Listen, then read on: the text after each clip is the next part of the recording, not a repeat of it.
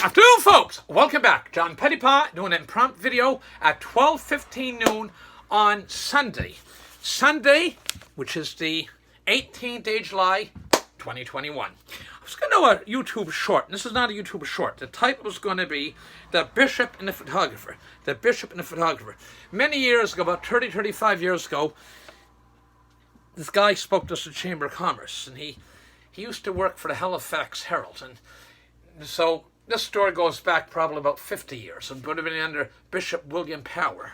And so anyway, the Halifax Herald was Holland Games Week, and they wanted to take a picture of the bishop. So he said,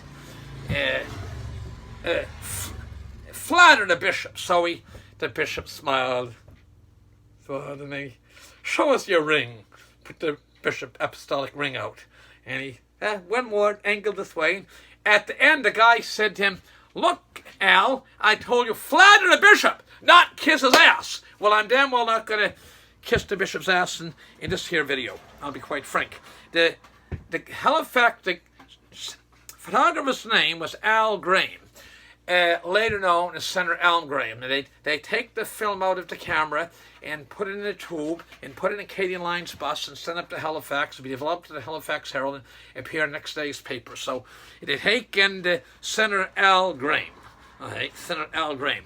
This morning I'm just back in church at Our Lady Grace Convent and Monastery. We have a fantastic priest. The priest's name is Father Alec McClellan, and I've had Father Alec McClellan 2 or 3 times over the years. We had Father Alec McClellan. Was our priest in Mulgrave. And at the time he was our priest, a lot of older people have died. And they were very good contributors. Older people had died, and it really affected the collection plate. And so he said, look, I'm not going to run the parish in deficit. I'll work for less. And his salary was pretty modest to begin with in those days. I mean, he worked for less. Not many priests would do that. A very faithful man of God. We had him in Harbushy. He got along well there in Harbushy as well. Somebody said, well, he's very strict. He doesn't want abortion. Well, he's just following the words of God. God doesn't want abortion. Okay? It's against sanctity of human life. It's one of the fundamental principles of all faiths of any credibility. Now, they take... Well, he didn't like Harry Potter because it talked about sorcery.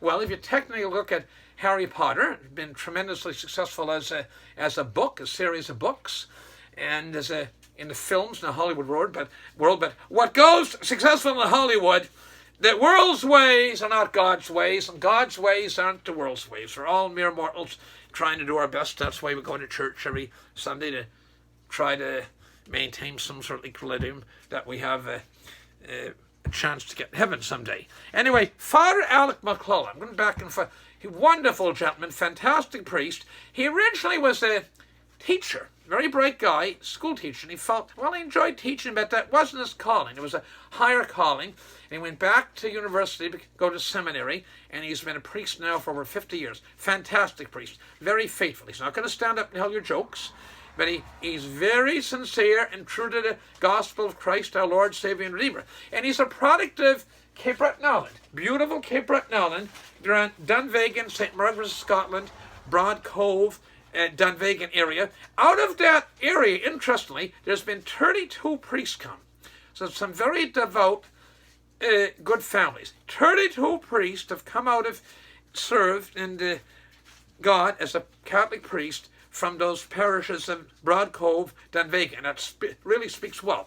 Anyway, we have this guy, the bishop. And I'm going to digress here for a minute. And I would normally never say something in a private conversation. I knew Father UED for, probably 30-some years. But somebody else knew him a lot longer than me, knew him for 50-plus years. And he said, John, actually, it was one of the 2 people phoned up the morning that Father UED passed on to heaven. It was Thursday, the 31st of December, 2020. And he told me one day in person, he said, I never heard Father UED speak ill of anybody. But only actually two in his life he ever spoke ill of. They said he didn't like. Justin Trudeau and Bishop Leahy. And then he paused and he said that before the sex scandal. he said that before the sex scandal. Now, it rocked this diocese, and we're still dealing with consequences of it. So this week now, this guy, and I'm not going to call him Bishop, I already said in previous videos, I personally feel he's a very weak man. Not much backbone in him. Okay, very weak man. He's called Wayne Joseph Kirkpatrick, and he's supposed to be the 10th bishop at the Diocese of Antigonish, and I don't know, somebody's going to be charitable someday and take a collection up and get him a ticket home back to Ontario. Actually, he spent last year, during the height of this biological germ warfare for communist China known as coronavirus, the priests and deacons were working, almost all of them, extremely hard to hold things together. And where was the bishop? Bishop Wayne Joseph Kirkpatrick? Up in Ontario! Up in Ontario! Not out with the men and the priests and deacons and trenches trying to hold things together. Now, you should see the house he lives in at Silverwood Drive. Now, my mother's from Boston. They had a tremendous they had an awful, not tremendous, but a sex scandal. An awful sex scandal in Boston, and they had a lot of assets. And Archbishop of Boston, the Bishop and Archbishop of Boston, Cardinal Sean O'Malley, who I think someday may be actually Pope, very pious, good guy. Who knows, he may even be Pope, but he's a Cardinal Archbishop Sean O'Malley. He lived in a rented apartment. He used to have a big place out in Brighton, Massachusetts, and they sold that property to some developer and got a bunch of money to help pay some of the legal costs and restitution from the sex scandal in Boston. So it's interesting in a small little diocese of Antigonish that the Bishop of Antigonish up at 10 Silverwood Drive in Antigonish, up off of Maple Drive in Heights they call it, lives in a big fancy, in my book it's a mansion. I don't think that's right. Anyway, he sent one of his blunt letters apparently this week to the bishop, to Father Alec, not to say Mass in Latin. Well, if the people, I've been at the monastery for a while now, and I can tell you that the wonderful, faithful parishioners of the chapel and a Lady Grace Shrine and Convent Monastery are among the most devout, sincere, and truly Christian crew I've ever met. I'm going to repeat that. The wonderful parishioners that I attend Mass with every week at Lady Grace Chapel and Monastery are among the most sincere, devout, and truly Christian crew I've ever known. You got a whole bunch of them. You got them, start with the alphabet. Balls, Breens, Bennetts, and I can go right up by a gentleman today from, there was a McKenna family, and there was Ryan and McGilvery's, and just, I can't name them all. And anyway, this here is the Latin English booklet missal, okay? Booklet missal. And Pope Benedict, Cardinal Ratzinger, Pope Benedict, fantastic Pope. Now he's Pope Emeritus. He specifically says, this is his, okay, that His Holiness, Pope Benedict the 16th has decreed all priests of the Latin Rite are free to offer the traditional Latin Mass. This is the Mass that was offered in every Catholic church around the world up until Vatican Council II. And he goes on, he clarified the two forms of expression of the Roman Rite of the Mass, the Roman Missal 1970, issued by Pope Paul VI in ordinary form, and the Missal 1962 extraordinary form by the Pope, would have been John the 23rd, and he takes and revived by Pope Paul VI later, and they take, and so anyway, he says, the priest has no, and it's in black, the priest has no need for permission from the Apostolic See or his ordinary to offer Mass in either missal or either one, okay? And this here is Pope Benedict. So I think Pope Benedict, His Holiness Pope Benedict, is quite a bit higher in the pecking order. Okay, so I'm not an ass kisser.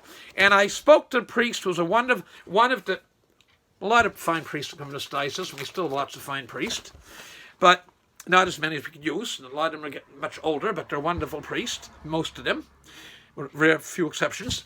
And he told me one day recently, he said, John, there's an awful lot of ass kissing on who gets to be bishop. And several of the bishops we had here, everybody gives Bishop Campbell hell.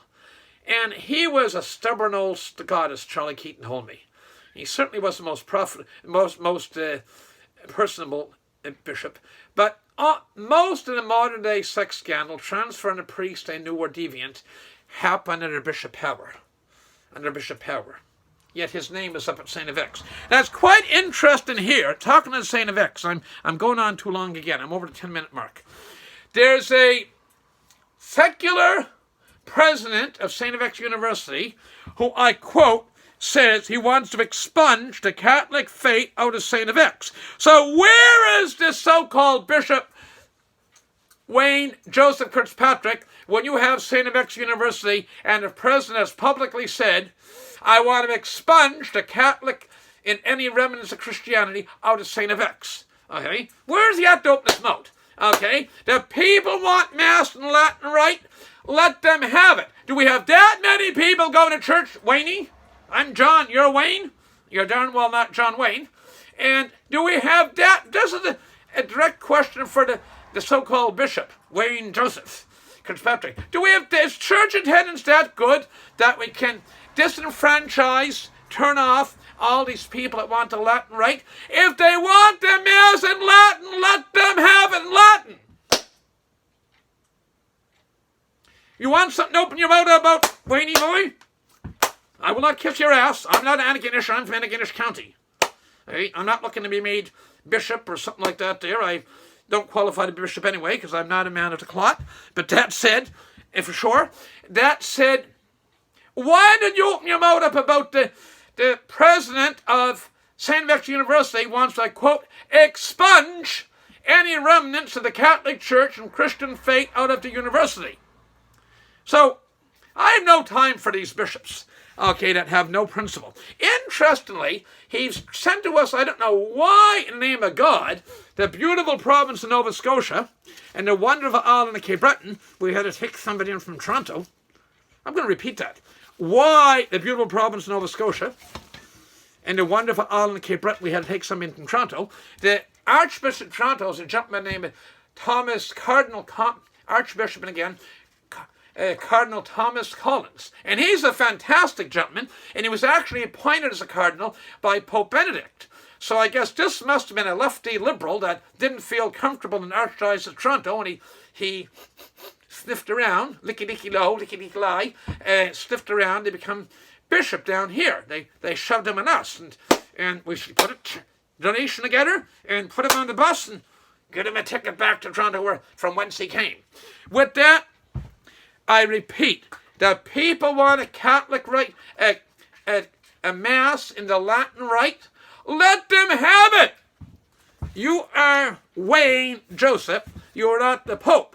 And you do not supersede in a hierarchical organization, which the Catholic Church is, your authority in no way, shape, or form exceeds that of Pope Emeritus, Blessed Pope, His Holiness, Pope Benedict the 16th. With that, I gotta go. I expect this video will create some controversy. Doesn't fizz me one bit.